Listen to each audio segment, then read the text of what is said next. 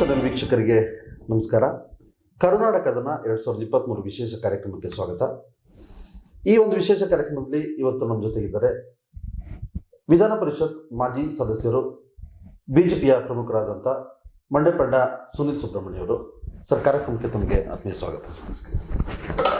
Sir, ಇನ್ನೇನು ಚುನಾವಣೆ ದಿನಗಣನೆ ಪ್ರಾರಂಭಗೊಂಡಿದೆ. ಬಹುಶಃ ನೀವು ಕೂಡ ಪಿರಿಯಾಪಟ್ಟಣದ ಉಸ್ತುವಾರಿಯ ಜವಾಬ್ದಾರಿಯನ್ನು ಹೊತ್ಕೊಂಡಿದ್ದೀರಿ. ಕೊಡಗಿನ ರಾಜಕಾರಣದ ಬಗ್ಗೆ ಬಹುಶಃ ಸವಿಸ್ತಾರವಾಗಿ ತಿಳಿದಿರತಕ್ಕಂಥದ್ದು ತಾವು. ಒಂದು ಬಾರಿ ವಿಧಾನ ಪರಿಷತ್ ಸದಸ್ಯರು ಕೂಡ ಆಗಿ ಸ್ಪಷ್ಟವಾಗಿ ಒಂದು ದೀರ್ಘಾವಧಿಯ ಆಡಳಿತವನ್ನು ಸರಿಯಾಗಿ ನಿಭಾಯಿಸಿದ್ದೀರ. ಏನನ್ಸುತ್ತೆ ಸರ್ ಈ ಚುನಾವಣೆ? ನಾನು ಮೊದಲಿಗೆ ನಾನು ಮಡಿಕೇರಿ ಟೌನ್ ಬಿಜೆಪಿ ಪ್ರೆಸಿಡೆಂಟ್ ಆಗಿದ್ದೆ, ಸೆಕ್ರೆಟರಿ ಆಗಿದ್ದೆ, ಜಿಲ್ಲೆಯ ಜನರಲ್ ಸೆಕ್ರೆಟರಿ ಆಗಿದ್ದೆ, ಜಿಲ್ಲಾ ಬಿಜೆಪಿ ಅಧ್ಯಕ್ಷನಾಗಿದ್ದೆ. ಸೊ ಈ ರೀತಿ ಈ ಚುನಾವಣೆ ತುಂಬ ಸುಲಭದಲ್ಲಿ ಬಿಜೆಪಿ ಗೆಲ್ತದೆ ಕೊಡಗು ಜಿಲ್ಲೆಯಲ್ಲಿ. ಯಾಕಂತ ಹೇಳಿದ್ರೆ ಈಗ ಕೊಡಗಿಗೆ ಸಂಬಂಧಪಟ್ಟ ಹಾಗೆ ಕಾಂಗ್ರೆಸ್ ಅವರು ಲೋಕಲ್ ಅವ್ರನ್ನ ಆಯ್ಕೆ ಮಾಡಲಿಲ್ಲ. ಈ ಪಕ್ಷಕ್ಕೆ ನಮ್ಮ ಕಾಂಗ್ರೆಸ್ನ ಸ್ನೇಹಿತರು ತುಂಬಾ ಜನ ದುಡ್ದಿದ್ರು. ಯಾಕೆ ಲೋಕಲ್ ಅವ್ರಿಗೆ ನಿಲ್ಲಕ್ಕಾಗಲ್ವಾ? ಯಾಕಂದ್ರೆ ಜನ ಪ್ರಶ್ನೆ ಮಾಡ್ತಾರೆ, ಹಣ ಒಂದೇನೆ ಮಾನದಂಡನ? ಯಾಕಂದ್ರೆ ಎಷ್ಟೋ ವರ್ಷದಿಂದ ಕಾಂಗ್ರೆಸ್ ದುಡಿದಿದ್ದಾರೆ, ಅಂಥವ್ರನ್ನ ಆಯ್ಕೆ ಮಾಡಿಲ್ಲ. ಸೊ ಹಾಗಾಗಿ ಕಾಂಗ್ರೆಸ್ ಪಕ್ಷದಲ್ಲೇ ಅದಕ್ಕೆ ವಿರೋಧ ಇದೆ. ಬಿಜೆಪಿ ನಾವು ಎದುರಿಸ್ತೀವಿ ಎಲ್ಲ ಸಂದರ್ಭದಲ್ಲಿ ನಾವು ಎದುರಿಸ್ತೀವಿ. ಯಾಕಂದ್ರೆ ಮೊದಲಿಂದ ನಾವು ಎದುರಿಸ್ಕೊಂಡು ಬಂದಂಥವ್ರು. ನಾವು ಭಾರಿ ಮೊದಲು 86ನೇ ಇಸ್ವಿಯಲ್ಲಿ ನಾವೊಂದು 10 ಜನ ಸೇರಿಸೋದು ಕಷ್ಟ ಇತ್ತು. ಇವತ್ತು ನಮಗೆ ಪ್ರಶ್ನೆ ಇಲ್ಲ. ಕೊಡಗು ಜಿಲ್ಲೆಯಾದಂತ ನಮ್ಮ ನೆಟ್ವರ್ಕ್ ಸ್ಟ್ರಾಂಗ್ ಇದೆ, ನಮ್ಮ ಭದ್ರಕೋಟೆ ಆಗಿದೆ ಬಿಜೆಪಿ. ಇಲ್ಲಿ ಯಾವುದೇ ರೀತಿಯ ಗೊಂದಲ ಇಲ್ಲ. ಮತ್ತೆ ನೀವು ಇವತ್ತಿನ ಸಿಚುವೇಶನ್ ನೋಡ್ಬೋದು. GVJ ಏನಂತ ಹಿರಿಯ ರಾಜಕಾರಣಿ ಕಾಂಗ್ರೆಸ್ಗೆ ರಾಜೀನಾಮೆ ಕೊಟ್ಟು ಲೋಕಲ್ಗೆ ಕೆಲಸ ಅಂತ ಹೇಳ್ತಾರೆ. ಯಾಕಂದ್ರೆ GVJ ಅವರ ಅನುಭವ, ಯಾಕಂದ್ರೆ ಅವರು ತುಂಬಾ ಚುನಾವಣೆಯಲ್ಲಿ ಕಂಟೆಸ್ಟ್ ಮಾಡಿದ್ರು. ಈಗ ನಿಮಗೆ ಇಂಟರ್ವ್ಯೂ ಮಾಡಿದ್ರೆ ಸುಮಾರು 13 ಚುನಾವಣೆಯನ್ನ ಕಂಟೆಸ್ಟ್ ಮಾಡಿದ್ದೀನಿ ಅಂತ ಒಂದು ಮಾತನ್ನ ಹೇಳಿದ್ರು. ಅವರು ಗುಂಡೂರಾವ್ನ ಸೋಲಿಸಿದವರು. ಅವರಿಗೆ ಈ ಭಾಗದಲ್ಲಿ ಮಡಿಕೇರಿ ಕ್ಷೇತ್ರದಲ್ಲಿ GVJ ಅಂತ ಹೇಳಿದ್ರೆ ಒಂದು 25,000 ಓಟ್ ಇದೆ. ಆ ಹೆಸರಿಗೆ 20,000 ಓಟ್ ಇದೆ. ಅಂಥವ್ರು ರಾಜ್ಯವನ್ನು ಕೊಟ್ಟಾಗ ಪಕ್ಷದ ಪರಿಸ್ಥಿತಿ ಆಲೋಚನೆ ಮಾಡಿ. ನಾವು ಯಾವತ್ತೂ ಬಿಜೆಪಿ ಪಾರ್ಟಿಯವರು ಜಾತಿ ಆಧಾರದಲ್ಲಿ ಕೆಲಸ ಮಾಡೋದಿಲ್ಲ, ಯಾವತ್ತೂ ಮಾಡಿಲ್ಲ, ಇನ್ನು ಮುಂದೂ ಮಾಡಲ್ಲ. ಯಾಕಂದ್ರೆ ನಮ್ಮ ಅಭ್ಯರ್ಥಿ ಆಗಿದ್ದಲ್ಲಿ ನೀವು ನೋಡ್ಬೋದು. ಯಾಕಂದ್ರೆ ರಂಜನ್ ಅಪ್ಪಚ್ಚು ಮಡಿಕೇರಿ ಕ್ಷೇತ್ರಕ್ಕೆ, ವಿರಾಜಪೇಟೆಗೆ KG Bopaiah. So major community ನೋಡಿ ಮಾಡಿಲ್ಲ. ನಾವು ಮಾಡಿದ್ವಿ ಹಿಂದುತ್ವ ಆಧಾರದ ಮೇಲೆ ಪಕ್ಷವನ್ನ ಮುನ್ನಡೆಸ್ಕೊಂಡು ಬಂದವರು. ಇದಕ್ಕೆ ಮುಂದಲೂ ನಾವು ಬೇರೆ ಬೇರೆ ರೀತಿಯಲ್ಲಿ ಹಿಂದೂ ಪರ ಸಂಘಟನೆ ಜೊತೆ ಕೆಲಸ ಮಾಡಿಕೊಂಡು ಅನುಭವ ಇರ್ತಕ್ಕಂಥವ್ರು. ಸೊ ಇಲ್ಲಿ ಯಾವುದೇ ರೀತಿಯ ಗೊಂದಲ ಆಗಲ್ಲ. ಯಾಕಂದ್ರೆ ಈಗ ಮಂತ್ರಗೌಡ ನಾನು ವೈಯಕ್ತಿಕ ಟೀಕೆ ಯಾವತ್ತೂ ಮಾಡೋದಿಲ್ಲ. ಅವರು ನಮ್ಮ ಕೊಡಗಿನ ಒಂದು ಮೊಮ್ಮಗ. ಇಲ್ಲಿಗೆ ಮೊಮ್ಮಗನಿಗೆ ಈ ಕೊಡಗು ಜಿಲ್ಲೆಯ ಜನ ಯಾವ ರೀತಿ ಆತಿಥ್ಯ ಸಿಕ್ಕೊಡ್ಬೇಕು, ಅಜ್ಜಿ ಮನೆಗೆ ಬರ್ತಾರೆ, ಹೋಗ್ತಾರೆ, ಅವನು ಚೆನ್ನಾಗಿ ನೋಡ್ಕೊಳ್ತಾರೆ, ಊಟ ಉಪಚಾರ ಮಾಡಿ ಕಳಿಸ್ತಾರೆ. ಓಟ್ ಅಂತೂ ಕೊಡಲ್ಲ, ಏನ್ ಬೇಕಾದ್ರೆ ಕೊಡ್ತಾರೆ. ಯಾಕಂದ್ರೆ ನಾವು ಕೊಡಗಿನವರು ಅತಿಥಿ ಸತ್ಕಾರದಲ್ಲಿ ಯಾವತ್ತು ಮುಂದೆ. ಯಾವುದೋ ಚುನಾವಣೆ ಬಂದಂತ ಸಂದರ್ಭದಲ್ಲಿ ಬಂದ್ಬಿಟ್ಟು ನಾನು ಹಾಗೆ ಮಾಡ್ತೀನಿ ಹೀಗೆ ಮಾಡ್ತೀನಿ ಜನ ಒಪ್ಪುದಿಲ್ಲ. ಮತ್ತೆ ಕೊಡಗಿನ ಜನ ಯಾವತ್ತು ಹಣದಿಂದ ಒಪ್ಪುದಿಲ್ಲ. ಯಾವುದೋ ಹಣ ಇದೆ ಅಂತ ಹೇಳಿ ರಾಜಕೀಯ. ಇವತ್ತು ಕಾಂಗ್ರೆಸ್ ಅವರು ಒಂದೇ ಮಾನದಂಡ ಆಯ್ಕೆ ಮಾಡ್ಕೊಂಡು ಹಣ ಒಂದೇ. ಯಾಕಂದ್ರೆ ತುಂಬಾ ಜನ ಟಿಕೆಟ್ ಕೇಳಿದ್ರು, ಯಾರಿಗಂತವ್ರಿಗೆ ಟಿಕೆಟ್ ಕೊಡಿಲ್ಲ. ಯಾರ ಜೊತೆ ಹಣ ಇದೆ ಹಣಕ್ಕೆ ನೋಡಿ ಇವತ್ತು DK ಶಿವಕುಮಾರ್ ಟಿಕೆಟ್ ಕೊಟ್ಟಿದ್ದಾರೆ. ಮತ್ತೆ DK ಶಿವಕುಮಾರ್ ಅವರೇ ಅವರ ಪ್ರಣಾಳಿಕೆ ಬಿಡುಗಡೆ ಮಾಡುವಂತ ಸಂದರ್ಭದಲ್ಲಿ ಬಜರಂಗ ದಳವನ್ನ ಬ್ಯಾನ್ ಮಾಡ್ತೀನಿ ಅಂತ ಹೇಳ್ಬಿಟ್ಟಿದ್ದಾರೆ. ಅವ್ರ ತಲೆಗೆ ಅವರೇ ಕಲ್ಲು ಹಾಕೊಂಡಿದ್ದಾರೆ. ಯಾರು? DK ಶಿವಕುಮಾರ್ ಅವರು. ಈಗ ನಮ್ಮ ಕೊಡಗಿನಲ್ಲಿ ಇರತಕ್ಕಂಥದ್ದು ಸೆನ್ಸಿಟಿವ್ ಏರಿಯಾ. ಯಾಕಂದ್ರೆ ಇಲ್ಲಿ ಟಿಪ್ಪು ಜಯಂತಿ ಯಾರು ಕೇಳಿಲ್ಲ, ಕೊಡಗಿನ ಜನ ಕೇಳಿಲ್ಲ, ಕೊಡಗಿನ ಮುಸ್ಲಿಮರು ಕೇಳಿಲ್ಲ, ರಾಜ್ಯದ ಜನ ಕೇಳಿಲ್ಲ. ಮತ್ತೆ ಆ ಮುಸ್ಲಿಮರ ಆ ಪದ್ಧತಿಯೇ ಇಲ್ಲ. ಮತ್ತೆ ನಾವು ಏನೇನು ಈ ಸರ್ಕಾರದಲ್ಲಿ ಕೆಲಸ ಮಾಡಿದ್ವಿ, ಗೋಹತ್ಯೆ ನಿಷೇಧ ಮಾಡಿದ್ವಿ, ಮತಾಂತರ ಕಾಯ್ದೆ ತಂದಿದ್ವಿ, ಇದೆಲ್ಲ ತಂದ್ರು ಅವ್ರು ಹೇಳ್ತಾರೆ ಇದನ್ನೆಲ್ಲ ನಾವು ರಿವರ್ಸ್ ಮಾಡ್ಬಿಡ್ತೀವಿ ನಮ್ಮ ಸರ್ಕಾರ ಬಂದ್ರೆ. ಜನ ಅಲ್ಲೇ ಅರ್ಥ ಮಾಡ್ಕೊಳ್ತಾರೆ. ಯಾಕಂದ್ರೆ ಇದು ಒಳ್ಳೆ ರೀತಿಯಲ್ಲಿ ನಡ್ಕೊಂಡು ಹೋಗುವಾಗ ಆ ದಾರಿಯಲ್ಲಿ ಒಳ್ಳೆ ರೀತಿಯಲ್ಲಿ ಸವಾಲು ಕೊಡ್ಬೇಕು ಹೊರತು ಅವ್ರು ಕೊಡ್ತಕ್ಕಂಥ ಸವಾಲು ಅಂದ್ರೆ ಬಜರಂಗ ಬ್ಯಾನ್ ಮಾಡ್ತೀವಿ. ಅಲ್ಲಿ ಕಾಂಗ್ರೆಸ್ನ ಸ್ನೇಹಿತರಿಗೆ ಖುಷಿ ಇಲ್ಲ.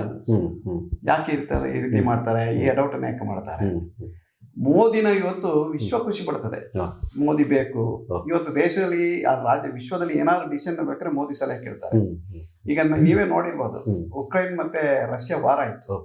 ವಾರದ ಸಂದರ್ಭದಲ್ಲಿ ನಮ್ಮ ಭಾರತೀಯರನ್ನ ಕರ್ಕೊಂಡು ಬರ್ಬೇಕಾದ್ರೆ ಎಷ್ಟೊಂದು ಒಳ್ಳೆ ರೀತಿಯಲ್ಲಿ ಕರ್ಕೊಂಡು ಫ್ಲೈಟ್ ಕೊಟ್ಟು, ಅದೇ ಪಾಕಿಸ್ತಾನದ ನಮ್ಮ ಫ್ಲಾಗ್ ನಿಲ್ಲಿಸಿದ್ರು ಅವರ ರಕ್ಷಣೆಗೆ. ಇವತ್ತು ವಿಶ್ವದಲ್ಲಿ ಎಲ್ಲರೂ ಅವರು ಮೋದಿಯವ್ರನ್ನ ಕೊಂಡಾಡ್ತಾರೆ. ಯಾಕಂದ್ರೆ ನಮ್ಮ ದೇಶಕ್ಕೆ ಮೊದಲು ನೀವು ತಿಳ್ಕೊಳ್ಳಿ, ನಮ್ಮ ಬೇರೆ ಬೇರೆ ಪ್ರಧಾನಿಗಳಿದ್ದಾಗ ನಮ್ಮ ದೇಶನ ಯಾರು ಲೆಕ್ಕಕ್ಕೆ ತಗೊಳ್ತಿದ್ರು. ಇವತ್ತು ನಾವು ಅಲ್ಲಿಂದ ನಾವು ಸಣ್ಣವರಿದ್ದಾಗ ಅಲ್ಲಿಂದ ಒಂದು ಉಪ್ಪಿಟ್ಟು ತರಿಸ್ತಾ ಇದ್ವಿ, ಅಂದ್ರೆ ಗೋಧಿ ಗಿರಿ ಏನೋ ತರ್ತಾ ಇದ್ವಿ, ಅದನ್ನು ನಾವು ಶಾಲೆ ಮಕ್ಕಳಿದ್ದಾಗ ತಿಂತಿದ್ವಿ. ಇವತ್ತು ನಾವು ಕೊಡ್ತಾ ಇದ್ವಿ, ಎಲ್ಲ ದೇಶಕ್ಕೆ ಕೊಡ್ತಾ ಇದ್ವಿ. ಏನ್ ತಾಪತ್ರೆ ಆಯ್ತು ಮೋದಿ ಕಳಿಸ್ಕೊಡ್ತಾರೆ. ಇವತ್ತು ಕೊರೋನಾ ಅಂತ ಸಂದರ್ಭದಲ್ಲಿ ಈ ದೇಶವನ್ನು ನಿಭಾಯಿಸೋ ರೀತಿ ಜನ ನೋಡ್ತಾರೆ. ಅದೇ ಆ ಇಂಜೆಕ್ಷನ್ ಹಾಕೊಳ್ಳುವಾಗ ಕಾಂಗ್ರೆಸ್ ಹೇಳಿದ್ರು ಅದು ಹಾಕೊಳ್ಬಾರ್ದು, ಅದು ಹಾಗೆ ಹೀಗೆ ಅದು ಇದು ಅಂತ ಕಂಡ ನೇಮ ಮಾಡಿದ್ರು. ಜೊತೆಗೆ ಅವರೇ ಮುಂದೆ ಹೋಗಿ ಹಾಕೊಟ್ರು. ಆ ಸಂದರ್ಭ ನೀವು ಲೆಕ್ಕ ಹಾಕಿ, ಕೊರೋನಾ ಆದಂತ ಸಂದರ್ಭ ಒಂದೇ ಲೆಕ್ಕ ಹಾಕಿದ್ರೆ ಈ ದೇಶದ ಜನ ಏನ್ ಮಾಡ್ತಾರೆ ಅಂತ. ಇವತ್ತು ಮೋದಿ ನಮ್ಮ ರಾಜ್ಯಕ್ಕೆ ಭೇಟಿ ಕೊಡ್ತಾ ಇದ್ದಾರೆ. ಭೇಟಿ ಕೊಟ್ಟ ರಿಯಾಕ್ಷನ್ ಆಗಿದೆ ನೋಡಿ. ಆ ರಿಯಾಕ್ಷನ್ ನೋಡಿ ಇವತ್ತು ಜನ, ಯಾಕಂದ್ರೆ ನಾಯಕರು ನೋಡ್ತಾರೆ, ರಾಹುಲ್ ಗಾಂಧಿ ಯಾವ ರೀತಿ, ಮೋದಿ ಯಾವ ರೀತಿ. ಅದೇ ನಮ್ಮ ಸೀನಿಯರ್ ಮೋಸ್ಟ್ ಯಾರು ಖರ್ಗೆ ಅವರು, ಅನುಭವ ಇರ್ತಕ್ಕಂಥವ್ರು, ಅವರು ಒಬ್ಬ ಮೋದಿನ ಇಡೀ ವಿಶ್ವ ಕೊಂಡಾಡುವಾಗ ವಿಶ್ವಸರ್ಪ ಅಂತ ಕರೀತಾರೆ. ಅವರ ಮಗ ಜೂನಿಯರ್ ಮೋಸ್ಟ್, ಏನೋ ಮಂತ್ರಿ ಆಗಿರೋದು ಅಪ್ಪನ ಹಿನ್ನೆಲೆಯಲ್ಲಿ ಮಂತ್ರಿ ಆಗಿರ್ತಕ್ಕಂಥವ್ರು, ಅಪ್ಪನ ಹಿನ್ನೆಲೆಯಲ್ಲಿ ರಾಜಕೀಯ ನೆಲೆಯಲ್ಲಿ ಕಂಡುಕೊಂಡವ್ರು. ಅವ್ರು ಯಾವ ರೀತಿ ನೋಡ್ಕೊಳ್ತಾರೆ, ಒಬ್ಬ ಮೋದಿನ ನಾಲ್ಕನ್ನು ಬೈತಾರೆ, ಜನ ಇಷ್ಟಪಡೋದಿಲ್ಲ ಅದನ್ನ. ಈಗ ನಾವು ಅದಷ್ಟೇ ರಾಜಕೀಯದಲ್ಲಿ ನಾವು ಮಂತ್ರಿಗೌಡ ಇರ್ಬೋದು ಅಥವಾ ಪೊನ್ನಣ್ಣ ಇರ್ಬೋದು, ಯಾರು ವೈಯಕ್ತಿಕ ಟೀಮ್ ಮಾಡ್ಲಿಕ್ಕೆ ಇಷ್ಟಪಡೋದಿಲ್ಲ. ವೈಯಕ್ತಿಕ ಟೀಮ್ ಒಳ್ಳೆಯವಿಲ್ಲ. ಯಾಕಂದ್ರೆ ಕೊಡಗಿನ ಇತಿಹಾಸದಲ್ಲಿ ನಮ್ಮ ರಾಜಕೀಯದಲ್ಲಿ ಒಂದು 15 ದಿವಸದ ಚುನಾವಣೆ ಕೆಲಸ. ಚುನಾವಣೆ ಕಳೆದ ಮೇಲೆ ನಾವೆಲ್ಲ ಸ್ನೇಹಿತರು, ಅದರಲ್ಲಿ ಎರಡು ಮಾತಿಲ್ಲ. ಮಂತ್ರಗೌಡ ಇದಕ್ಕೆ ಮೊಮ್ಮಗನಿಗೆ ಏನ್ ಆತಿಥ್ಯ ಕೊಡ್ಬೇಕು ಅದನ್ನ ಕೊಡ್ತಾರೆ, ಅದರಲ್ಲಿ ಎರಡು ಮಾತಿಲ್ಲ. ಆದ್ರೆ ಓಟ್ ಅಂತೂ ಕೊಡಲ್ಲ. ಈಗ ಏನಂತಂದ್ರೆ ಬಹುಶಃ ಒಂದು ವಿಶ್ವಗುರುವಾಗಿ ಮೋದಿಯನ್ನ ಎಲ್ಲ ರಾಷ್ಟ್ರಗಳು ಕೊಂಡಾಡ್ತವೆ. ಆದ್ರೆ ಕಾಂಗ್ರೆಸ್ನವರ ಆರೋಪ ಏನಂತಂದ್ರೆ ಸ್ಥಳೀಯರು ಯಾರು ಅಭ್ಯರ್ಥಿಗಳಿದ್ದಾರೆ ಅವರ ಅಭಿವೃದ್ಧಿಯನ್ನು ಅವ್ರು ಹೇಳ್ತಾ ಇಲ್ಲ. ಮೋದಿಯನ್ನ ಒಂದು ರೀತಿ ಮೋದಿಯನ್ನು ತೋರಿಸೋ ಮುಖಾಂತರ ಇವರು ಓಟ್ ಕೇಳ್ತಿದ್ದಾರೆ, ಸ್ಥಳೀಯ ಅಭಿವೃದ್ಧಿ ಮಾಡೋದನ್ನ ತೋರಿಸ್ಲಿ ಅನ್ನುವಂಥ ಆರೋಪಗಳು ಕೇಳ್ಬರ್ತಿತ್ತು. ನೀವು ಗೊತ್ತಿರ್ಬೇಕು ನಿಮಗೆ, ನಾವು ಕಾಂಗ್ರೆಸ್ MLAಗಳು ಎಲ್ಲಿ ಹುಡುಕಬೇಕಿತ್ತು ಅಂದ್ರೆ ಬೆಂಗಳೂರಲ್ಲಿ ಹುಡುಕಬೇಕಿತ್ತು. ಗೆದ್ದ ಮೇಲೆ ಎಲ್ಲ ಸಿಗುದಿಲ್ಲ. ನಮ್ಮ MLAಗಳು ಗೆದ್ದ ಮೇಲೆ ಅವನ ಮಂತ್ರಿ ಆಗ್ಲಿ ಯಾರೇ ಆಗ್ಲಿ ಫ್ರೈಡೇ ಬಂದು ಈ ಮಡಿಕೆಯಲ್ಲಿ ಕೂತ್ಕೊಳ್ತಾರೆ. ಮೊದಲು ಕೂತ್ಕೊಳ್ತಾ ಇದ್ರ ಇಲ್ಲ, ಯಾರೇ ಇರಲಿ. ಮತ್ತೆ ಯಾವುದೇ ಸಂದರ್ಭದಲ್ಲಿ ಕೊಡಗಿನಲ್ಲಿ ಈಸಿಯಾಗಿ ಸಿಗ್ತಾರೆ, ಬಾಕಿ MLA ಸಿಗ್ತಾರೆ. ಡೆವಲಪ್ಮೆಂಟ್ ಆಗದಿದ್ರೆ ನಮಗೆ ಜನ ಓಟ್ ಕೊಡಲ್ಲ. ಇಷ್ಟು ಬಾರಿ ಕೆಲಸ ಅಲ್ಲ, ಜಿಲ್ಲಾ ಪಂಚಾಯತ್ ನಮ್ದೇ ಆಗಲ್ಲ, ಗ್ರಾಮ ಪಂಚಾಯತ್ ನಮ್ದೇ ಆಗಲ್ಲ. ಯಾಕಂದ್ರೆ ನಮ್ಗೆ ಜಿಲ್ಲಾ ಪಂಚಾಯತ್ ಒಂದೂ ಇಲ್ಲ, 0 ಇಂದ ಬಂದವರು, 0 ಇಂದ ಪಾರ್ಟಿ ಕಟ್ಟಿದವರು. ಯಾಕಂದ್ರೆ 86ನೇ ಇಸ್ವಿಗೆ ಮಡಿಕೇರಿ ಬಂದಾಗ ನಾವು 0 ಇಲ್ಲಿ, ಅಲ್ಲಿಂದ ಪ್ರತಿಯೊಂದು ನಾವು ಒಟ್ಟಿಗೆ ಟೀಮ್ ವರ್ಕ್ ಮಾಡಿದ್ಮೇಲೆ ಎಲ್ಲವನ್ನ ಗೆಲ್ತಾ ಬಂದ್ವಿ. ಯಾಕೆ ಜನ ಓಟ್ ಕೊಟ್ರು? ಡೆವಲಪ್ಮೆಂಟ್ ವರ್ಕ್ ಮೇಲೆ ಕೊಟ್ರು. ಕಾಂಗ್ರೆಸ್ ಅವರು ಯಾವ ಡೆವಲಪ್ಮೆಂಟ್ ಮಾಡಿದ್ರು ಅವ್ರನ್ನ ಕೈ ಬಿಡ್ತಿದ್ರ? ಸಾಧ್ಯನೇ ಇಲ್ಲ. ಅವ್ರು ಡೆವಲಪ್ಮೆಂಟ್ ವರ್ಕ್ ಮಾಡಿಲ್ಲ. ನಾವು ಡೆವಲಪ್ಮೆಂಟ್ ವರ್ಕ್ ಮಾಡಿದ್ವಿ, ಜನರಿಗೆ ಸ್ಪಂದನೆಯನ್ನು ಕೊಟ್ಟಿದ್ವಿ, ಎಲ್ಲಾ ಕೆಲಸಗಳನ್ನ ಬೇಕು ಬೇಡಿಕೆಗಳಿಗೆ ಸ್ಪಂದನೆಯನ್ನು ಕೊಟ್ಟಿದ್ವಿ. ಹಾಗಾಗಿ ನಮ್ಮನ್ನ ಜನ ಎಲೆಕ್ಟ್ ಮಾಡಿ ಮಾಡ್ತಾರೆ. ಈಗ ಬಹುಶಃ ಈ ಒಂದು ಕಳೆದ ಬಾರಿ ನಡೆದಂತ ವಿಧಾನ ಪರಿಷತ್ ಚುನಾವಣೆಯಲ್ಲಿ ಸುಜಾ ಕುಶಾಲಪ್ಪನ, ನಿಮ್ಮ ಸಹೋದರ ಸುಜಾ ಕುಶಾಲಪ್ಪನವರ ಎದುರಿಗೆ ಮಂತ್ರಗೌಡ ಅವರು ಅಭ್ಯರ್ಥಿಯಾಗಿ ಕಣಕ್ಕಿಳಿತಾರೆ. ಎಲ್ಲೋ ಕೆಲವೊಂದು ಕಡಿಮೆ ಅಂತರದಲ್ಲಿ ಸೋಲನ್ನು ಅನುಭವಿಸ್ತಾರೆ. ಆ ಸಂದರ್ಭದಲ್ಲಿ ಆಗಲಿಂದನೂ ಕೂಡ ಅವ್ರ ಮೇಲೆ ಅವರಲ್ಲಿ ಒಂದು ರೀತಿಯ ಹುರುಪು ಕಂಡು ಬಂದಿದ್ದು. ಜನ ಒಂದು ರೀತಿಯಲ್ಲಿ ಈ ಸಂದರ್ಭದಲ್ಲಿ ಬದಲಾವಣೆ ಬೇಕು ಅನ್ನೋ ಕೂಗು ಬಹುಶಃ ಎಲ್ಲ ದೃಶ್ಯ ಮಾಧ್ಯಮಗಳಲ್ಲಿ ಕೇಳಿಬರ್ತಕ್ಕಂಥದ್ದು. ಈಗ ಬದಲಾವಣೆ ಬೇಕು ಅಂತ ಹೇಳೋದಕ್ಕೆ ಈಗ ಕೇಂದ್ರದ ನಮ್ಮ ನಾಯಕರಿರ್ಬೋದು, ರಾಜ್ಯದ ನಾಯಕರಿರ್ಬೋದು, ಎಲ್ಲ ಅಭಿಪ್ರಾಯ ಸಂಗ್ರಹ ಮಾಡಿ ನಾವು ಅಭ್ಯರ್ಥಿನ ಆಯ್ಕೆ ಯಾವುದೇ ರೀತಿಯಲ್ಲಿ ಮೇಲೆಯಿಂದ ಇರುವಂತ ಕೆಲಸ ಮಾಡಿದ್ರು. ಸುಮಾರು 4 ಸರ್ವೆಗಳಾಗಿದೆ, ಜನಾಭಿಪ್ರಾಯ ತಗೊಂಡಿದ್ದಾರೆ. ಅದ್ರ ಮೇಲೆ ಇವರೇ ಸೂಕ್ತ ಅಭ್ಯರ್ಥಿಯಿಂದ ಆಯ್ಕೆ ಮಾಡಿದ್ದಾರೆ. ನಮ್ಮಲ್ಲಿಯೂ ಕಿರಿಯರು ತುಂಬಾ ಜನ ಇದ್ರು, ತಪ್ಪೇನಿಲ್ಲ, ಯಾರು ಬೇಕಾದ್ರೆ ಟಿಕೆಟ್ ಹೇಳಬಹುದು, ಅದೇ ತಪ್ಪೇನಿಲ್ಲ. ಸರಿ, ಈಗ ರಂಜನಪ್ಪ ಅವರಿಗೆ ಬೋಪಿನವ್ರಿಗೆ ಟಿಕೆಟ್ ಕೊಟ್ಟಾಯ್ತು. ಕೊಟ್ಟ ಮೇಲೆ ಯಾವುದೇ ಒಂದು ಅಪಸ್ವರ ಇಲ್ಲಲ್ಲ. ಈಗ ಕಾಂಗ್ರೆಸ್ ನೋಡಿ ಜಿ ರಾಜೀನಾಮೆ ಕೊಟ್ಟರು, ಅನಂತಕುಮಾರ್ ರಾಜೀನಾಮೆ ಕೊಟ್ಟರು, ಎಲ್ಲ ಗೊಂದಲಗಳಿದೆ. ನಮ್ಮಲ್ಲಿ ಏನು ಗೊಂದಲ ಇದೆ? ನಾವು ಒಪ್ಕೊಂಡಿದ್ವಿ, ಎಲ್ಲರೂ ಕೆಲಸ ಮಾಡ್ತಿದ್ವಿ, ಒಗ್ಗಟ್ಟಿನ ಕೆಲಸ ಹೋಗ್ತಾ ಇದೆ, ಒಗ್ಗಟ್ಟಿಗೆ ಬಲ ಇದೆ. ಬಿಜೆಪಿ ಪಾರ್ಟಿ ಯಾವತ್ತು ಒಂದು ಬಾರಿ ಟಿಕೆಟ್ ಅನೌನ್ಸ್ ಆದ್ಮೇಲೆ ಅವ್ರ ಪರ ಇರ್ತೀವಿ. ಅಷ್ಟ ತನಕ ನಾವೆಲ್ಲರೂ ಕೇಳ್ತೀವಿ, ಟಿಕೆಟ್ ಬೇಕು ಬೇಕು ಅನ್ನೋದು ಕೇಳ್ತೀವಿ. ಸೊ ಒಂದ್ಸಾರಿ ಅನೌನ್ಸ್ ಆದ್ಮೇಲೆ ಎರಡಂಗ್ ಮಾಡ್ತಿಲ್ಲ. ಬಿಜೆಪಿ ಅಭ್ಯರ್ಥಿಗಳಿಗೆ ಈಗ ಈ ಸಂದರ್ಭದಲ್ಲಿ ತಮ್ಮ ಅಭಿವೃದ್ಧಿಯನ್ನು ತೋರಿಸಿ ಗೆಲ್ಲಲು ಸಾಧ್ಯ ಆಗ್ತಿಲ್ಲ. ಆ ಉದ್ದೇಶದಿಂದ ಏನು ಕಾಂಗ್ರೆಸ್ನ ಅಭ್ಯರ್ಥಿಗಳಿದ್ದಾರೋ ಅವ್ರ ಮೇಲೆ ಅವರು ಆಮದು ವ್ಯಕ್ತಿಗಳು ಅಂತನೋ ಅಥವಾ ಇನ್ನೊಂದು ರೀತಿಯಲ್ಲಿ ಅವ್ರ ಮೇಲೆ ಅಪಪ್ರಚಾರ ಮಾಡ್ತಿದ್ದಾರೆ ಅನ್ನೋದು. ಈಗ ಕಾಂಗ್ರೆಸ್ ಅವರು ದಾಖಲೆ ಕೊಡಬೇಕು. ಅವರ ಬೆರಳು ಏನ ಅಭಿವೃದ್ಧಿ ಮಾಡಿದ್ರು ನಮ್ಮ ಭಾಗದಲ್ಲಿ ಅಭಿವೃದ್ಧಿ ಅಂತ ಚರ್ಚೆ ಆಗಬೇಕು. ಸುಮ್ಮನೆ ಚರ್ಚೆ ಆಗಿದೆ ಮಾಡಿಲ್ಲ ಏನ್ ಮಾಡಿಲ್ಲ, ಚರ್ಚೆ ಆಗ್ಬೇಕು. ಏನ್ ಮೆಡಿಕಲ್ ಕಾಲೇಜ್ ಇರ್ತಂದ್ರ, ಸೈನಿಕ್ ಕಾಲೇಜ್ ಇರ್ತಂದ್ರ, ರಸ್ತೆ ಎಷ್ಟು ಚೆನ್ನಾಗಿ ಆಗಿದೆಯಲ್ಲ ಅವ್ರ ತಂದ್ರ, ಅಥವಾ ಜಮ್ಮ ಸಮಸ್ಯೆ ಇದ್ದಾಗ ಇವ್ರು ಏನ್ ಮಾಡಿದ್ರು, ಯಾವ ಕೆಲಸ ಮಾಡಿದ್ರು, ಯಾವ್ದು ಮಾಡ್ಲಿಲ್ಲ. ಇವರು ಸುಮ್ಮನೆ ಕಾಟಾಚಾರಕ್ಕೆ ಇದ್ರು ಅಷ್ಟೇ. ಅದಕ್ಕಾಗಿ ಜನ ನಮ್ಮನ್ನ ಆಯ್ಕೆ ಮಾಡಿದ್ರು. ಇವಾಗ ನಾಳೆ ಗೊತ್ತಾಗ್ತಲ್ಲ, ಮೇ 10 ಚುನಾವಣೆಯಲ್ಲಿ, ಮೇ 15ರವರೆಗೆ ಚುನಾವಣೆ ರಿಸಲ್ಟ್ ಬರುತ್ತೆ. ಜನ ಆಯ್ಕೆ ಮಾಡ್ತಾರೆ. ಯಾಕಂದ್ರೆ ಪ್ರತಿಯೊಂದು ಸಮಸ್ಯೆಗೆ ಪ್ರತಿಯೊಂದು ಪರಿಹಾರ ಇದೆ. ಯಾಕಂದ್ರೆ ನಮ್ಮಲ್ಲಿ ಸಮರ್ಥ ಅಭ್ಯರ್ಥಿಗಳನ್ನೇ ಆಯ್ಕೆ ಮಾಡಿದ್ವಿ. ಹಾಗಾಗಿ ಯಾವುದೇ ರೀತಿಯ ಗೊಂದಲ ಇಲ್ಲ. ಒಂದು ರೀತಿಯಲ್ಲಿ ಈಗ ಬಹುಶಃ ಎಸ್ ಪೊನ್ನಣ್ಣನ ಮೇಲೆ ಒಂದು ರೀತಿಯ ಅವಹೇಳನ ಆಗುವಂತ ಹೇಳಿಕೆಗಳನ್ನ ಕೊಡುವಂಥದ್ದು, ಈ ರೀತಿಯ ಇದು ನಡೆದಾಗ ಬಹುಶಃ ಬಿಜೆಪಿ ಅಭ್ಯರ್ಥಿ ಗೆಲ್ಲಲು ಸಾಧ್ಯ ಆಗ್ತಾ ಇರೋದ್ರಿಂದ ಅವರು ಆ ರೀತಿ ಅಪಪ್ರಚಾರ ಮಾಡ್ತಿದ್ದಾರೆ ಅಂತಕ್ಕಂಥ ಆರೋಪಗಳು ಕೇಳಿದ್ರು. ನಮಗೆ ಬಿಜೆಪಿ ಪಾರ್ಟಿಯವರು ಆ ಥರ ಮಾಡಿಲ್ಲ, ನಿಮ್ಗೆ ಗೊತ್ತಿರೋ ಹಾಗೆ. ನನಗೇನು ಅದ್ರ ಬಗ್ಗೆ ಮಾಹಿತಿ ಇಲ್ಲ. ನಾನು ಯಾರ ವೈಯಕ್ತಿಕ ಟೀಕೆಗೆ ನಾನು ಹೋಗ್ತೀನಿ. ಯಾವುದೇ ನನಗೆ ಈಗಲ್ಲ, ಮೊದಲಿಂದ ಅಷ್ಟೇ. ನಮ್ದು ಒಂಥರ ಫ್ರೆಂಡ್ಲಿ ರಾಜಕೀಯ. ಎಲ್ಲಾ ಪಾರ್ಟಿಯನ್ನು ಸ್ನೇಹಿತರಲ್ಲಿ ನೋಡ್ತೀವಿ, ಅವ್ರನ್ನ ಸ್ನೇಹಿತರಲ್ಲಿ ಕಾಣ್ತೀವಿ. ಚುನಾವಣೆ ಇದ್ದಾಗ ಮಾತ್ರ ಮಾಡ್ತೀವಿ. ಈಗ ನಾನು ಚಂದ್ರಮಾಡು ಚುನಾವಣೆ ಮಾಡ್ಬೇಕಾದ್ರೆ ಬೆಳಗಿನ ಒಟ್ಟಿಗೆ ಟಿಫನ್ ಮಾಡಿದ್ವಿ, ಕೌಂಟಿಂಗ್ ಅಲ್ಲಿ ಒಟ್ಟಿಗೆ ಇದ್ವಿ. ಅವ್ರು ನನಗೆ ಶುಭಾಶಯ ಹೇಳಿ ಹೋದ್ರು. ಅದಕ್ಕಿಂತ 15 ನಿಮಿಷ ಒಟ್ಟಿಗೆ ಸೇರಿದ್ವಿ. ಇವತ್ತು ಅವ್ರ ಮದುವೆ ಹೇಳ್ಬೇಕಾದ್ರು, ಅವ್ರ ಮಗನ ಮದುವೆ ನನ್ನ ಮನೆಗೆ ಬಂದು ಆ ಫೋಟೋ ಗಿಫ್ಟ್ ಕೊಟ್ಟು ಹೋದ್ರು ಅವರು. ಆ ತರ ಸ್ನೇಹಿತರು ಬೆಳೆದವರು. ನಾನು ಅವ್ರ ಆಫೀಸಿಗೆ ಹೋಗ್ತಾ ಇರ್ತೀನಿ. ಯಾವುದೇ ರೀತಿಯ ವ್ಯತ್ಯಾಸಗಳಿಲ್ಲ. ಚುನಾವಣೆ ಅಂದ್ರೆ ಅದೇ ರೀತಿ ನಡಿಬೇಕು. ಯಾಕಂದ್ರೆ ಇದು ಹೊರಗಿನ ಭಾಗದ ಚುನಾವಣೆ ಅಲ್ಲ. ಮತ್ತೆ ಇಲ್ಲಿ ನಾನು ಹೇಳ್ತೇನೆ, ಈಗ ನಾಮಿನೇಷನ್ ಫೈಲ್ ಮಾಡುವಾಗಿರ್ಬೋದು, ಬೇರೆ ಕಡೆ ಇರ್ಬೋದು, ಕಾಂಗ್ರೆಸ್ ಸ್ಥಿತಿ ಏನಿತ್ತು ಅಂದ್ರೆ ನಮಗ್ ಗೊತ್ತಿರಲಿಲ್ಲ. ನಾವು ಅಲ್ಲಿ ನಿಂತಿದ್ವಿ, ನಮ್ಮ ನಾಮಿನೇಷನ್ ಫೈಲ್ ಮಾಡಿ ಒಂಥರ ಸುಸ್ತಾಗಿ ಬಿಸಿಲು ನಿಂತಿದ್ವಿ. ಯಾವ ರೋಗಿ ನಾನು ಅಕ್ಳು ಹೊಡಿದ್ ಬಂದೆ, ಇನ್ನೊಬ್ಬ ನಾವು ಒಳಗಿಕೊಂಡು ಬಂದೆ. ಈ ರೀತಿ ಪರಿಸ್ಥಿತಿ ಕಾಂಗ್ರೆಸ್ ಇದೆ. ಇವತ್ತೊಂದು ರೋಡ್ ಶೋ ಮಾಡ್ಬೇಕಾದ್ರು ಹೊರ ಜಿಲ್ಲೆಯಿಂದ ಕರ್ಕೊಂಡು ಅಂತ ಪರಿಸ್ಥಿತಿ ಇರೋರಿಗೆ ಯಾಕೆ ಚುನಾವಣೆ ಗೆಲ್ಲಿಕ್ ಸಾಧ್ಯ? ಇಲ್ಲಿದೆ ವೋಟರ್ಸ್ ಬಂದ್ರೆ ಅದ್ರಲ್ಲಿ ಎರಡು ಮಾತಿಲ್ಲ. ಅವರು ಅಲ್ಲಿಂದ ಹೊರಗಿನ ಕರ್ಕೊಂಡ್ಬಂದು ಇಲ್ಲಿ ಮಾಡುವಂತ ಕೆಲಸ ಏನಿದೆ. ಮತ್ತೆ ಕಾನೂನು ಇದೆ. ನೆಕ್ಸ್ಟ್ ಈಗ ನಮ್ಮ ಚುನಾವಣೆ ಪ್ರಚಾರ ಆದ್ಮೇಲೆ ಹೊರಗಿನ ಜಿಲ್ಲೆಯವರಲ್ಲಿ ಇಲ್ಲಿ ಇರಬಾರದು, ಯಾರು ಇರಬಾರದು ಅಂತಿದೆ. ಯಾವುದೇ ರೀತಿ ಇದಕ್ಕೆ ಕಾನೂನಲ್ಲಿದೆ. ಸೊ ಆದ್ರಿಂದ ನಮಗೇನು ಗೊಂದಲಗಳಿಲ್ಲ. ಬಹುಶಃ ಕೊಡಗಿನಲ್ಲಿ ಇದುವರೆಗೂ ನಡೆದ ಚುನಾವಣೆಗಳಲ್ಲಿ ಮತ್ತು ಬೇರೆ ಜಿಲ್ಲೆಗಳಿಗೆ ಹೋಲಿಸಿದ್ರೆ ಕೊಡಗು ಜಿಲ್ಲೆಯಲ್ಲಿ ಜಾತಿ ರಾಜಕಾರಣ ಇದುವರೆಗೂ ನಡೆದಿಲ್ಲ ಅನ್ನತಕ್ಕಂಥ.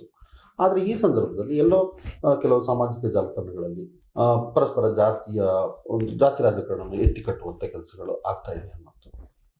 ಇಲ್ಲ, ಜಾತಿ ರಾಜಕಾರಣ ಕೊಡಗಿನಲ್ಲಿ ಇಲ್ಲ, ಪ್ರಶ್ನೆನೇ ಇಲ್ಲ. ನನಗೆ ಎಷ್ಟೋ ಜನ ಎಲ್ಲ ಕಮ್ಯುನಿಟಿ ಸ್ನೇಹಿತರಿದ್ದಾರೆ, ಆ ಪ್ರಶ್ನೆನೇ ಇಲ್ಲ. ಹೊರಗಡೆ ಇರುವುದೇ, ನಮ್ಮ ಕೊಡಗಿನಲ್ಲಿ ಜಾತಿ ರಾಜಕಾರಣ ಇಲ್ಲ. ಅದು ಸುಳ್ಳು ಅಪಪ್ರಚಾರ. ಆ ರೀತಿ ಜಾತಿಕರಣ ನಡೆಯುವುದಿಲ್ಲ. ಓಕೆ ವೀಕ್ಷಕರೇ, ಈಗ ಕೆಲವು ರಾಜಕೀಯ ವಿಚಾರಗಳನ್ನ ನಮ್ಮ ವಿಧಾನ ಪರಿಷತ್ ಮಾಜಿ ಸದಸ್ಯರಾದ ಮಡ್ಯಪಡ್ಡ ಸುನೀಲ್ ಸುಬ್ರಹ್ಮಣ್ಯ ಅವರೊಂದಿಗೆ ಮಾತುಕತೆಯನ್ನು ಮುಂದುವರಿಸೋಣ. ಒಂದು ಸಣ್ಣ ಬ್ರೇಕ್ ಮಾಡ್ತಾರೆ.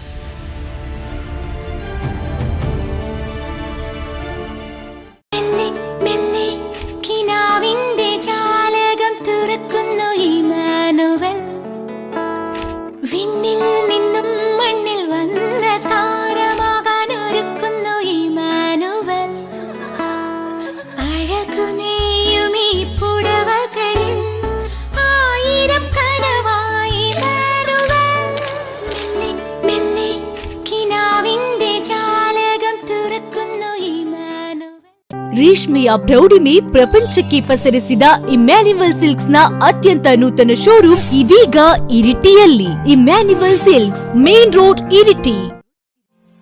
Shakti Residential School and College, Shaktinagar, Mangaluru. CBSE curriculum located in a serene environment 4 acres from the city life, 2.5 kilometers away from Nantur Junction. World-class amenities that help providing joy of learning, shaping personality to face the reality of life. Value-based teaching and emphasis on discipline. Shakti PU College has science and commerce streams along with integrated coaching to prepare students for competitive examinations. A well-stocked library, furnished labs, spacious auditorium, clean and hygienic food, Separate fully furnished hostel for boys and girls is available. Learning to create choices, our motto, is reflected in every act of our students and teachers. For admissions, please contact 0824 2230 452 9686 000046. Sharada Vidyaniketan PU college Mangaluru ವಿದ್ಯಾಸಂಸ್ಥೆಗಳಿಗೆ ಹೆಸರುವಾಸಿಯಾದ ಮಂಗಳೂರು ನಗರದ ಹೊರವಲಯದಲ್ಲಿ ತಲಪಾಡಿಯ ದೇವಿನಗರದ ಸುಂದರವಾದ ಪರಿಸರದಲ್ಲಿ Sharada Vidyaniketan PU college 56 ಎಕರೆ ವಿಸ್ತಾರವಾದ ಪ್ರದೇಶದಲ್ಲಿ ಸುಸಜ್ಜಿತವಾದ college ಕಟ್ಟಡ, ವಿದ್ಯಾರ್ಥಿನಿಯರಿಗೆ ಪ್ರತ್ಯೇಕ ವಸತಿ ನಿಲಯ, ವಿಜ್ಞಾನ ಮತ್ತು ಕಾಮರ್ಸ್ ವಿಭಾಗಕ್ಕೆ ಪ್ರವೇಶಾತಿ ಆರಂಭ, ಇಂಟಿಗ್ರೇಟೆಡ್ ಕೋಚಿಂಗ್ ಮತ್ತು JEE, NEET, NDA, CET, NATA ಇತರ ಸ್ಪರ್ಧಾತ್ಮಕ ಪರೀಕ್ಷೆಗಳಿಗೆ ತರಬೇತಿ, ಎನ್ಡಿಎ ವಿದ್ಯಾರ್ಥಿಗಳಿಗೆ ಪಠ್ಯದ ತರಬೇತಿ ಜೊತೆಗೆ ದೈಹಿಕ ಸದೃಢತೆಗೆ ತರಬೇತಿ ನೀಡುವುದು ಶಾರದಾ ವಿದ್ಯಾನಿಕೇತನದ ವಿಶೇಷವಾಗಿದೆ. ಅನುಭವಿ ಹಾಗೂ ನುರಿತ ಉಪನ್ಯಾಸಕರ ವೃಂದ, ಸುಸಜ್ಜಿತವಾದ ಪ್ರಯೋಗಾಲಯ ಮತ್ತು ಡಿಜಿಟಲ್ ಲೈಬ್ರರಿ, ಮನಸ್ಥಿಮಿತತೆಗೆ ಯೋಗ ಧ್ಯಾನದ ಬಗ್ಗೆ ತರಬೇತಿ, ವಿಶಾಲವಾದ ಆಟದ ಮೈದಾನ ಹಾಗೂ ಈಜುಕೊಳ, ಅಗತ್ಯಕ್ಕೆ ತಕ್ಕಂತೆ ಆಗಾಗ ಕೈಗಾರಿಕಾ ಕೇಂದ್ರಗಳಿಗೆ ಮತ್ತು ಮೆಡಿಕಲ್ ಕಾಲೇಜುಗಳಿಗೆ ಪ್ರವಾಸ. ತಮ್ಮ ಮಕ್ಕಳ ಉತ್ತಮ ಭವಿಷ್ಯಕ್ಕಾಗಿ ಶಾರದಾ ವಿದ್ಯಾನಿಕೇತನ ಪಿಯು ಕಾಲೇಜ್ ಮಂಗಳೂರು. ಪ್ರವೇಶಕ್ಕಾಗಿ ಸಂಪರ್ಕಿಸಿ 7022437678 9019730478. ನಿಮ್ಮ ವೃತ್ತಿ ಜೀವನಕ್ಕೆ ನಿಮ್ಮನ್ನು ಸಿದ್ಧಪಡಿಸುವ ಸಂಸ್ಥೆ ಶಾರದಾ ವಿದ್ಯಾನಿಕೇತನದಲ್ಲಿ ಮಕ್ಕಳ ಸರ್ವತೋಮುಖ ಬೆಳವಣಿಗೆಗೆ ಅಗತ್ಯವಾದ ಶಿಕ್ಷಣವನ್ನು ನೀಡಿ ಬಲಿಷ್ಠ ರಾಷ್ಟ್ರವನ್ನು ಕಟ್ಟುವ ಪ್ರಜೆಗಳಾಗುವಲ್ಲಿ ಸಹಕರಿಸುತ್ತೇವೆ. ಮೌಲ್ಯಾಧಾರಿತ ಶಿಕ್ಷಣ, ಭಗವದ್ಗೀತೆ, ಯೋಗ, ಧ್ಯಾನ, ನೃತ್ಯ, ಸಂಗೀತ, ಕ್ರೀಡಾ ತರಬೇತಿ, ಟೈಕ್ವಾಂಡೋ, ವೃತ್ತಿ ಕೇಂದ್ರಿತ ಶಿಕ್ಷಣ, ಅಟಲ್ ಟಿಂಕರಿಂಗ್ ಲ್ಯಾಬ್, ಐಟಿಐ ತಯಾರಿ ಕೇಂದ್ರ, ಕೃಷಿ ವಿಜ್ಞಾನ, ಆಧುನಿಕ ಪ್ರಯೋಗಾಲಯ.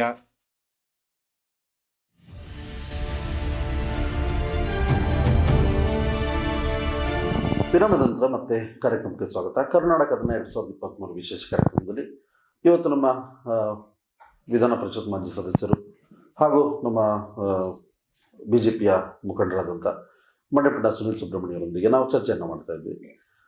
ಸರ್, ಬಹುಶಃ ಕಳೆದ ಬಾರಿ ನಡೆದಂಥ ಒಂದು ಬಾರಿ ತಾವು ವಿಧಾನ ಪರಿಷತ್ತಿಗೆ ಆಯ್ಕೆ ಆಗ್ತೀರಾ, ಅದಾದ ನಂತರ ಬಹುಶಃ ಕಳೆದ ಬಾರಿಗೆ ಎಲ್ಲೋ ಒಂದು ಕಡೆ ನಿಮ್ಮ ಪಕ್ಷದಿಂದ ಬೇರೆಯವರಿಗೆ, ನಿಮ್ಮ ಸಹೋದರರಿಗೆ ಸಿಗುತ್ತೆ ಟಿಕೆಟ್.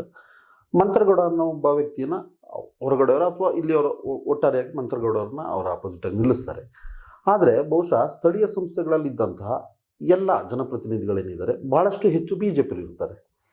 ಆದರೂ ಕೂಡ ಒಂದು ಕಡಿಮೆ ಅಂತರದಲ್ಲಿ ಮಂತ್ರಗೌಡವರು ಸೋಲ್ಬೇಕಾಗ್ತದೆ. ಬಹುಶಃ ಅಷ್ಟೊಂದು ಮತವನ್ನು ಹೇಗೆ ಪಡೆದ್ರು ಅನ್ನೋಂಥದ್ದು.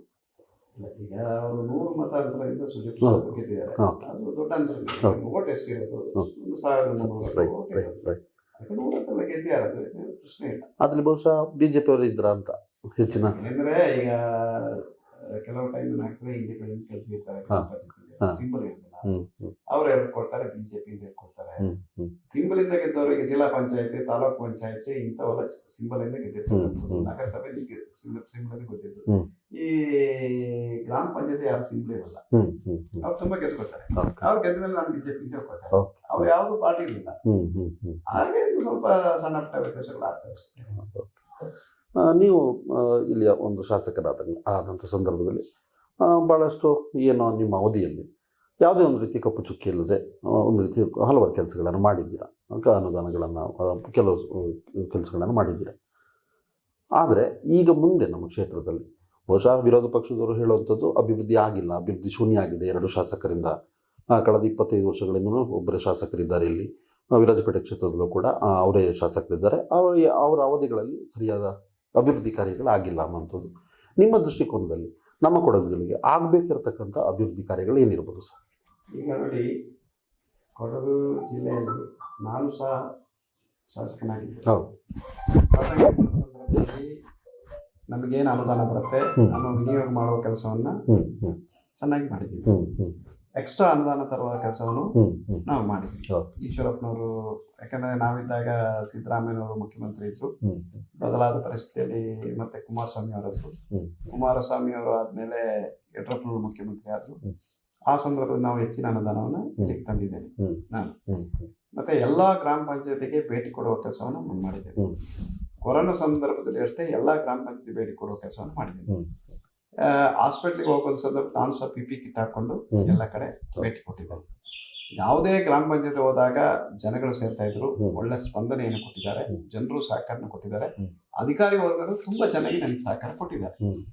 ಮತ್ತೆ ನನಗೆ ಒಂದು ಅವಧಿಗೆ ಬಿಜೆಪಿ ಕೊಟ್ಟಿದ್ದಕ್ಕೆ ನನಗೆ ಸಂತೋಷ ಇದೆ. ಮತ್ತೆ ಇನ್ನೊಂದು ಕೊಟ್ಟಿದ್ದಕ್ಕೆ ನನಗೂ ಅದಕ್ಕೇನು ತಲೆ ಬಿಡಿಸಿಲ್ಲ. ಯಾಕಂದ್ರೆ ಬೇರೆಯವ್ರು ತಿಳ್ಕೊಂಡಿದ್ರು ನಾನು ಬಂಡಾಯ ನಿಲ್ಬೋದು ಅಥವಾ ಬೇರೆ ಬೇರೆ ರೀತಿಯಾಗಿ ಹೋಗ್ಬೋದು, ಬೇರೆ ಪಕ್ಷದವರು ಸಹ ಆಫರ್ ಅನ್ನು ಕೊಟ್ಟಿದ್ರು. ನಾನು ಹೇಳಿದೆ ಇಲ್ಲ, ನಾನು ಒಂದು ಪಾರ್ಟಿ ತೆಗೆದ್ಮೇಲೆ, ಯಾಕಂದ್ರೆ ಮೊದಲಿನ ಒಂದೇ ಪಾರ್ಟಿ ಬಿಜೆಪಿ, ಕೊನೆಯವರೆಗೆ ಇದೆ ಸಾಕು ಬಿಜೆಪಿ ಅನ್ನೋ ರೀತಿಗೆ ನಾನಿದ್ದೆ. ನನಗೆ ತೃಪ್ತಿ ಇದೆ, ನಾನು ಮಾಡಿದ ಕೆಲಸದಲ್ಲಿ ತೃಪ್ತಿ ಇದೆ. ಮತ್ತೆ ಶಾಸಕರು ಸಹ ಚೆನ್ನಾಗಿ ಕೆಲಸ ಮಾಡಿದ್ದಾರೆ, ಪ್ರತಿಯೊಂದಕ್ಕೂ ಸ್ಪಂದನೆ ಕೊಡ್ತಾರೆ, ಪ್ರತಿಯೊಂದು ವಿಚಾರಕ್ಕೆ ಓಡಾಡ್ತಾರೆ. ಈಗ ಚುನಾವಣೆ ಸಂದರ್ಭದಲ್ಲಿ ಮಾತ್ರ ಇವರು ಅಲಿಗೇಷನ್ ಮಾಡ್ತಾ ಬಿಟ್ರೆ, ಕಾಂಗ್ರೆಸ್ ಸ್ನೇಹಿತರು ಎಷ್ಟೋ ಚೆನ್ನಾಗಿ ಹೇಳ್ತಾರೆ, ಇಂಥ ಶಾಸಕ ನಮ್ಗೆ ಸಿಗ್ಲಿಕ್ಕಿಲ್ಲ ಅಂತ ಹೇಳ್ತಾರೆ. ಯಾರು ಇಬ್ರು ಶಾಸಕರನ್ನ ಇಂಥ ಶಾಸಕರಿಗೆಲ್ಲ ಸ್ಪಂದನೆ ಕೊಡ್ತಾರೆ, ಎಲ್ಲ ಕಡೆ ಭೇಟಿ ಕೊಡ್ತಾರೆ, ಎಲ್ಲ ಕಡೆ ಕೆಲಸ ಮಾಡ್ತಾರೆ ಅಂತ ಹೇಳೋ ಮಾತನ್ನ ಕಾಂಗ್ರೆಸ್ ಸ್ನೇಹಿತರೇ ಹೇಳ್ತಾರೆ. ಈಗ ಚುನಾವಣೆ ಬಂದ ಸಂದರ್ಭದಲ್ಲಿ ಸಹಜ, ಸುಮ್ಮನೆ ಒಂದು ಎಲಿಗೇಷನ್ ಮಾಡೋದು ಸಹಜ. ಯಾಕಂದ್ರೆ ಚುನಾವಣೆಯಲ್ಲಿ ಅವರಿಗೆ ಬೇರೆ ಯಾವುದೇ ವಿಚಾರಗಳಿಲ್ಲ ಮಾತಾಡ್ಲಿಕ್ಕೆ. ಈಗ ಅವರಿಗಿರೋದು ರಾಹುಲ್ ಗಾಂಧಿ ನಾಯಕರು. ರಾಹುಲ್ ಗಾಂಧಿ ಯಾವ ರೀತಿ ನಡ್ಕೊಳ್ತಾರೆ ಅನ್ನೋದು ನಿಮಗೆ ಟಿವಿ ಮಾಧ್ಯಮನೇ ನಮ್ಗೆ ತೋರಿಸ್ತಾರೆ. ನನಗೆ ರಾಹುಲ್ ಗಾಂಧಿ ಹತ್ತಿರದಿಂದ ಪರಿಚಯ ಎಲ್ಲ ನೋಡಿ ಗೊತ್ತು. ಆ ಟಿವಿಯಲ್ಲಿ ನೋಡೋದು, ಪಾರ್ಲಿಮೆಂಟ್ಲಿ ಮಾತನಾಡೋದು, ಪಾರ್ಲಿಮೆಂಟ್ಲಿ ಹೇಗೆ ನಡ್ಕೊಳ್ಳೋದು, ಅಂದ್ರೆ ಒಂದು ಮೆಚ್ಯೂರ್ಡ್ ಪೊಲಿಟಿಷಿಯನ್ ತರ ಅವ್ರು ಕಾಣ್ತಾ ಇಲ್ಲ ಯಾರು ರಾಹುಲ್ ಗಾಂಧಿ. ಮತ್ತೆ ಎಲ್ಲೋ ಹೋಗೋದು, ಏನೋ ಸ್ಟೇಟ್ಮೆಂಟ್ ಕೊಡೋದು, ಹಾಗಾಗಿ ಅವರಿಗೆ ಒಳ್ಳೆ ನಾಯಕತ್ವ ಇಲ್ಲ. ಈಗ DK ಶಿವಕುಮಾರ್ ಅವರು ಅವರ ಹಿನ್ನೆಲೆಯನ್ನ ನೀವು ನೋಡ್ಬೇಕು.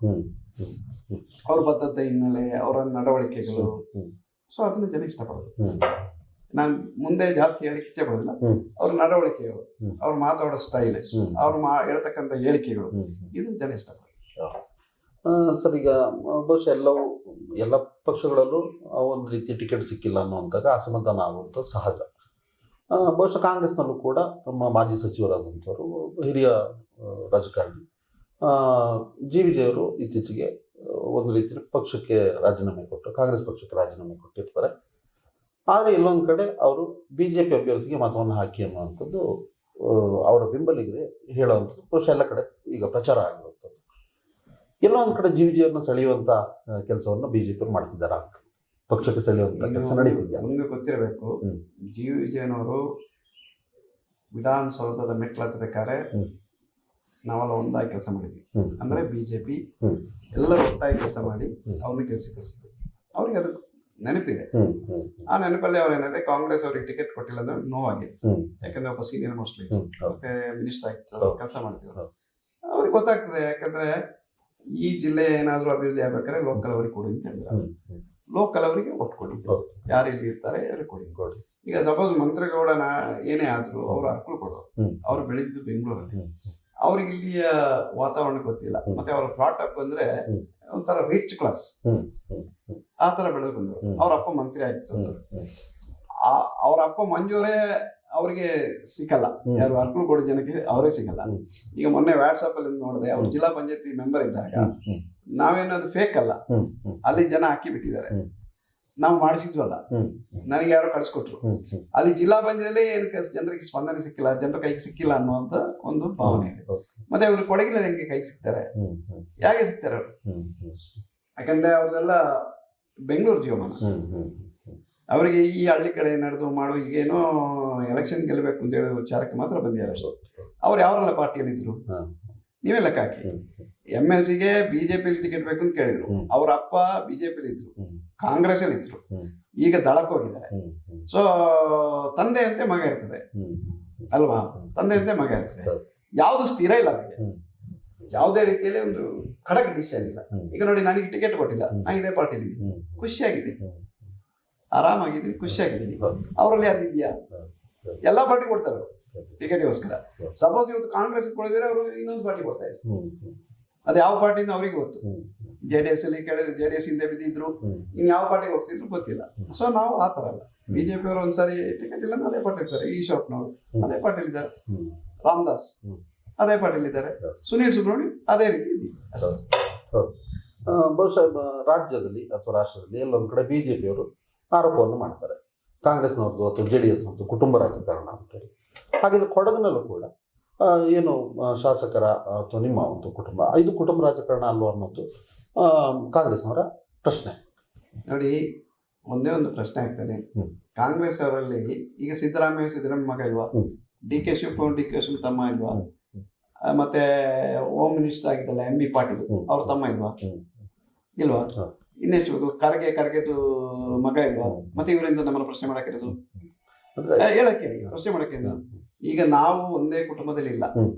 ಯಾರು ಮಂಡಪಂಡ ಫ್ಯಾಮಿಲಿ ಬಿಟ್ರೆ ನಾವು ಒಂದೇ ಮನೆಯಲ್ಲಿ ಇಲ್ಲ. ನಮ್ಮ ವ್ಯವಹಾರ ಒಟ್ಟಿಗಿಲ್ಲ. ನಾನು ಇರೋದು ಮಡಿಕೇರಿಯಲ್ಲಿ, ಅಣ್ಣ ಇರೋದು ಸೋಮವಾರಪೇಟೆಯಲ್ಲಿ, ಸೂರ್ಯ ಇರೋದು ವಿರಾಜಪೇಟೆಯಲ್ಲಿ. ಅವರವರ ವೈಯಕ್ತಿಕ ತಾಕತ್ ಮೇಲೆ ಬೆಳ್ಕೊಂಡ್ ಬಂದಿತ್ತು. ನಾನು 86ನೇ ಇಸವಿಗೆ ಮಡಿಕೇರಿಗೆ ಬಂದವ. ನಾನು ಸ್ವತಃ ಹಿಂದೂ ಜಾಗರಣ ವೇದಿಕೆಯಲ್ಲಿ ಡೈರೆಕ್ಟ್ ಬಂದು MLC ಆಗಿಲ್ಲ. ಹಿಂದೂ ಜಾಗರಣ ವೇದಿಕೆ ಜಿಲ್ಲಾ ಸಂಚಾಲಕನಾಗಿ ಎಷ್ಟೋ ವರ್ಷ ಕೆಲಸ ಮಾಡಿ ಅಲ್ಲಿಂದ ಪಾರ್ಟಿ ಮಡಿಕೇರಿ ಟೌನ್ ಸೆಕ್ರೆಟರಿ ಆಗಿ ಸ್ಟೇಜ್ ಬೈ ಸ್ಟೇಜ್ ಬಂದವನು. ಏಕಿದಮ್ ಕೊಟ್ಟಿಲ್ಲ ನನಗೆ ಟಿಕೆಟ್. ಸೊ ನಾ ದುಡಿದು ಬಂದವನು. 86ನೇ ಇಸವಿಯಿಂದ ಇಲ್ಲಿಗೆ ಲೆಕ್ಕ ಹಾಕೊಳ್ಳಿ. ಈಗ 2023 ಇಸವಿ ಲೆಕ್ಕ ಹಾಕೊಳ್ಳಿ ಯಾವ ರೀತಿ ಬಂದಿದೆ. ಹಾಗೆ ಪ್ರತಿಯೊಬ್ರು ಅವರದೇ ರೀತಿ. ರಂಜನ್ ಅಪ್ಪಚ್ಚು ಅಷ್ಟೇ, ಅವರು ಇದ್ದ ಸಂದರ್ಭದಲ್ಲಿ ಜಿಲ್ಲಾ ಬಿಜೆಪಿ ಅಧ್ಯಕ್ಷ ಕೊಡಗಿನಲ್ಲಿ 4 ಸೀಟ್ ಬಂದಿತ್ತು 1994 ಅಲ್ಲಿ. ಸುಜನು ಅಷ್ಟೇ, ಅವರ ಪಾಡಿಗೆ ಅವರು ಯಾವುದೋ ಒಂದು ಕಡೆ ವಿರಾಜಪೇಟೆಯಲ್ಲಿ ಒಂದು ಕೌನ್ಸಿಲ್ ನಿಲ್ಲಕ್ಕೆ ಜನ ಇರಲಿಲ್ಲ. ಆಗ ಡಾಕ್ಟರ್ ಚಂಗಪ್ಪನವರು ತಗೊಂಡೋಗಿ ನಿಲ್ಸಿದ್ರು, MM ಚಂಗಪ್ಪನವರು ಇಲ್ಲಿ ನಿಲ್ಲಬೇಕು ಅಂತ. ಅಲ್ಲಿ ನಮ್ಗೆ ಓಟು ಇಲ್ಲ. ಆಗ ST ಮಣಿನ ನಮ್ಮವರು ಸೋಲ್ಸಿದ್ರು. ಮಣಿ ಅಡ್ವೊಕೇಟ್ ಅವರು ಲೀಡಿಂಗ್, ಅವ್ರನ್ನ ಸೋಲಿಸಿದ್ರು. ಹಾಗೆ ನಾನು ಸಹ ಹಿಂದೂ ಜಾಗರಣ ವೇದಿಕೆಯಲ್ಲಿ ಬೆಳ್ಕೊಂಡು ಬಂದ ಲೀಡರ್ ಅದು. ಮತ್ತೆ ಯಾವುದೇ ರೀತಿಯಲ್ಲಿ ಮೇಲಿಂದ ಬಂದು ಅಣ್ಣನ ಇನ್ಫ್ಲೂಯೆನ್ಸ್ ಇದರ ಇನ್ಫ್ಲೂಯೆನ್ಸ್, ನಾವು ಯಾರ ಇನ್ಫ್ಲೂಯೆನ್ಸ್ ಅಲ್ಲಿ ಬೆಳೆದವರಲ್ಲ. ನಮ್ಗೆ ಯಾವ್ದು ರಾಜಕೀಯದ ಹಿನ್ನೆಲೆ ಇಲ್ಲ. ದುಡಿದು ಮುಂದೆ ಬಂದವರು. ಈಗ ಮಂತ್ರಗೌಡ ಅಪ್ಪ ಮಿನಿಸ್ಟರ್ ಹಾಗೆ ಬಂದವರು. ಆ ರೀತಿ ಬಂದವರಲ್ಲ ನಾವು. ನಮ್ಮ ಸ್ವಂತ ದುಡಿಮೆಯಿಂದ ಬಂದವರು. ಪಾರ್ಟಿಯನ್ನ ಕಟ್ಕೊಂಡು ಬಂದವರು. ಪಾರ್ಟಿ ಸ್ಟ್ರಾಂಗ್ ಇದ್ದಾಗ ಬಂದು ಸೇರಿದಲ್ಲ. ಪಾರ್ಟಿ ವೀಕ್ ಇದ್ದಾಗ ಇಲ್ಲಿ ಕೆಲಸ ಮಾಡಿ ನಾವು ಒಂದು ಪಾರ್ಟಿ ಇಲ್ಲದ ಸಂದರ್ಭದಲ್ಲಿ DS ಮಾದಪ್ಪನ ಕಾಲದಲ್ಲಿ ನಮಗೆ ಏನು ಜೀಪಲ್ಲಿ ಒಂದು 8 ಜನ ಕೂತ್ಕೊಳ್ಳೋಕೆ ಅವಕಾಶ ಇದ್ದ ಸಂದರ್ಭದಲ್ಲಿ ಬಂದಿದ್ದು. ಬರುವಾಗ ಎಲ್ಲಾ ರೀತಿಯ ಹೋರಾಟ ಮಾಡ್ಕೊಂಡ್ವಿ. ವಿರಾಜಪೇಟೆಯಲ್ಲಿ ಬಾಂಬ್ ಪ್ರಕರಣ ಆದಾಗ ನಾನು DS ಮಾದಪ್ಪನು ಪೊಲೀಸ್ ಸ್ಟೇಷನ್ ಲಾಕಪ್ ಅಲ್ಲಿದ್ವಿ ಪ್ರಶ್ನೆ ಮಾಡಿದಕ್ಕೆ. ಯಾವುದೇ ಗಲಾಟೆ ಮಾಡಿ ಹೋಗಿಲ್ಲ, ಕ್ರಿಮಿನಲ್ ಹಿನ್ನೆಲೆಯಲ್ಲಿ ಹೋಗಿಲ್ಲ, ಯಾವುದೇ ರೀತಿ ಅಂತ ಹಿನ್ನೆಲೆಯಲ್ಲಿ ನಾವು ಹೋಗಿಲ್ಲ. ಅದೇ ರೀತಿ ಹೋರಾಟ ಮಾಡ್ಕೊಂಡು ಬಂದವರು ನಾವು. ಕೆಲವು ಟೈಮ್ ಅನ್ಯಾಯ ಆದಾಗ ಪೊಲೀಸ್ ಸ್ಟೇಷನ್ ಲಾಕ್ ಹಾಕಿದ್ವಿ. ನಾಪೋಕಲ್ಲಿ ಒಂದು ಮುದುಕಿಗೆ ಭಾರಿ ಅನ್ಯಾಯ ಆದಾಗ ಮುದುಕಿಯವರಿಗೆ ಅವರ ದನ ಕದ್ದು ಹೋಗಿ ಪೊಲೀಸರು ಲೆಕ್ಕಕ್ಕೆ ತಗೊಳ್ದಿರಾಗ, ಮತ್ತೆ ಇಲ್ಲಿ ಒಂದು ಕಂಟೆಸಕಾರಲ್ಲಿ ಸ್ಯಾಂಡ್ ಹಾಕೊಂಡಿದ್ರು, ಅದನ್ನ ಪೊಲೀಸ್ ಹಿಡಿಯದಿದ್ದ ಸಂದರ್ಭದಲ್ಲಿ ಅದನ್ನ ಇಡಿಸುವಂತ ಕೆಲಸ, ಈ ರೀತಿ ಹೋರಾಟ ಮಾಡ್ಕೊಂಡು ಬಂದವರು. ಹೌದು ಸರ್. ಈಗ ಬಹುಶಃ ಚುನಾವಣೆ ಹತ್ರ ಬಂತು. ಎಲ್ಲ ಬಹುಶಃ ಮೊದಲು ಹೇಳಿದಾಗ ಒಂದು ರೀತಿಯಲ್ಲಿ ಅಭಿವೃದ್ಧಿ ಆಗಿದೆ ಅನ್ನುವಂಥದ್ದು BJP ಕೂಗಾದ್ರೆ, ಅಭಿವೃದ್ಧಿ ಕಾಡಲಿಕ್ಕೆ ಸಾಧ್ಯ ಆಗಿಲ್ಲ ಅನ್ನುವಂಥ ಕಾಂಗ್ರೆಸ್ ಅವ್ರ ಕೂಗು. ನೀವು ಹೇಳಿದ್ರು ಚರ್ಚೆಗೆ ಬರಲಿ ಅನ್ನುವಂಥ ವಿಚಾರಗಳು ಹೇಳಿದ್ರು. BJP ಪ್ರಣಾಳಿಕೆಯನ್ನು ಕೂಡ ಬಿಡುಗಡೆಯನ್ನು ಮಾಡಿರುವಂಥದ್ದು. ನಿಮ್ಮ ದೃಷ್ಟಿಕೋನದಲ್ಲಿ ಕೊಡಗು ಜಿಲ್ಲೆಯಲ್ಲಿ ಮುಂದೆ ಆಗ್ಬೇಕಾದಂಥ ಅಭಿವೃದ್ಧಿ ಕಾರ್ಯಗಳನ್ನ ಮುಂದೆ ನಮ್ಮಲ್ಲಿ ಏನಾಗ್ತದೆ ಅಂದ್ರೆ, BJP ಪಾರ್ಟಿಯಲ್ಲಿ ನಾವು ಯಾವತ್ತೂ ಇಂಡಿಪೆಂಡೆಂಟ್ ಡಿಸಿಷನ್ ಇಲ್ಲ. ಏನಿದ್ರು ಪಾರ್ಟಿ ತೀರ್ಮಾನ.